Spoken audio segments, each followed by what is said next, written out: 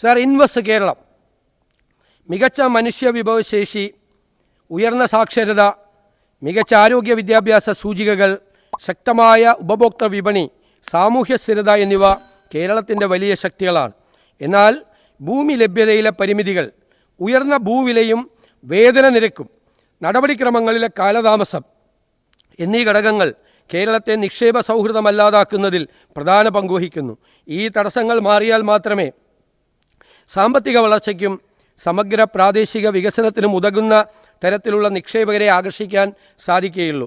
അതിനായി ഡാറ്റ അധിഷ്ഠിത ഇൻവെസ്റ്റ് കേരളം എന്ന പേരിൽ ഒരു പ്രത്യേക സെൽ രൂപീകരിക്കും.